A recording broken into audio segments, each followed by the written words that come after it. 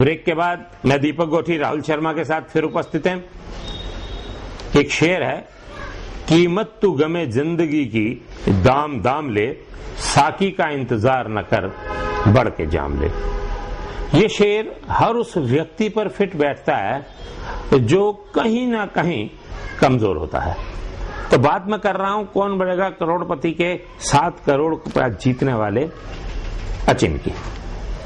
अचिन वो बच्चा है जो पिछले 10 साल से मेहनत कर रहा था। उसका कहना है कि मैंने 10 साल मेहनत की, बहुत से प्रतियोगिताओं में भाग लेने के लिए किताबें पढ़ी, बहुत से जो कॉमन क्वेश्चन होते हैं उनकी किताबें लाए और पढ़ी, और इंजीनियर हैं वैसे, लेकिन लगे रहे। जब कौन बनेगा करोड़पति के लिए उनका नामांकन हुआ तो परिवार ने ये कहा तो 25 लाख रुपए तक तुम जा सकोगे, इससे ज्यादा नहीं जीत पाओगे। और अचिन ये कहता है कि मेरा जो टारगेट था, जो निशाना था, जो मैं अपने घर से सोच के चला था, वो 25 लाख ही सोच के चला था कि 25 लाख रुपए तक का इनाम मैं जीत लूंगा। लेकिन ये जो शेर मैंने कहा, कीमत तू गमे जिंदगी की दाम दाम ले, साकी का इंतजार न कर बढ़ के जाम ले, बिल्कुल उसी पर अचिन ने काम किया। और जब 25 लाख रुपए जीत गया तो सोचा कि और आगे लड़ा जाए। बढ़ता गया, इनाम बढ़ता गया। एक जगह ऐसी आई है जहां अचिन को लगा कि इस समय लाइट्स उसके ऊपर हैं, नेशनल चैनल है, पूरा विश्व देख रहा है, और सामने एक ऐसी हस्ती बैठी है जिसके सामने बोलना आसान नहीं है। तो वहां भी वो विचलित नहीं हुआ। 2 भाई, छोटा भाई साथ था, आपस में एक दूसरे को नोट्स भी दिए, लेकिन अंतिम क्षणों में नोट्स का काम भी नहीं चला और 7 करोड़ रुपए ये जीते।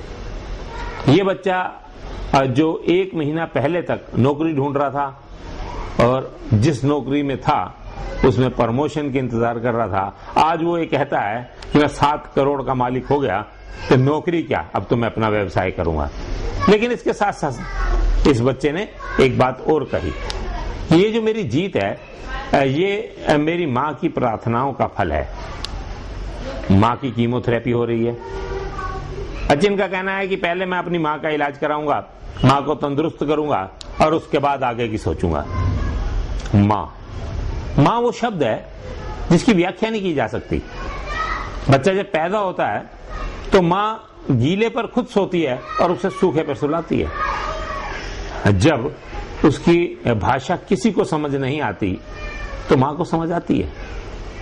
और आज के इस युग में जब एक बच्चा अपनी माँ के लिए समर्पित होकर ये कहे कि मेरी माँ स्वस्थ होगी उसके बाद मैं आगे की सोचूंगा, तो मुझे ये लगता है कि माँ के किए की कीमत नहीं दी जा सकती, लेकिन माँ का एहसान नहीं होता, कर्तव्य होता है।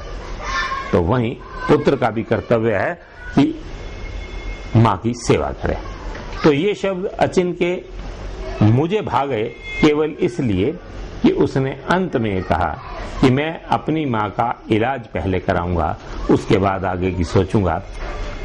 तो माँ को प्रणाम हर व्यक्ति को करना चाहिए और माँ की दुआएं कभी खाली नहीं जाती। पुत्र को पुत्र जब चाहे हो सकता है, लेकिन माता को माता कभी नहीं होती। ये एक छोटी सी कथा है, 5 मिनट की है, समय नहीं है, इसलिए बहुत छोटे शब्दों में कहता हूं। एक माँ अपने बच्चे को मिलने के लिए स्कूल में जाती है, माँ की एक आंख नहीं है, बच्चा तौहीन मानता है और माँ को ये कह के कि माँ तो स्कूल में मत आया कर, स्कूल से वापस कर देता है।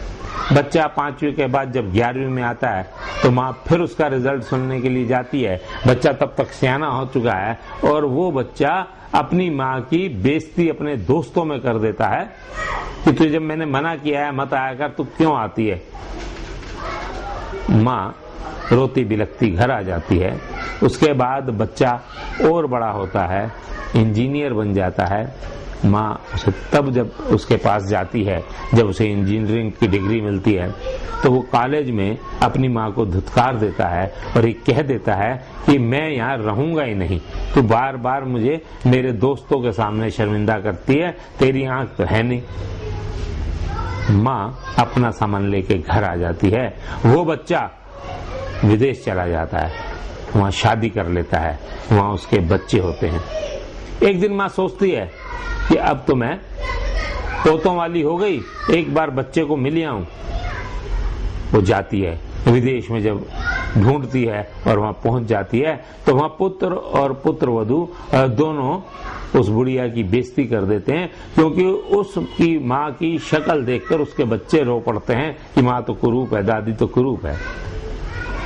माँ वापस आ जाती है, वर्षों बीत जाते हैं।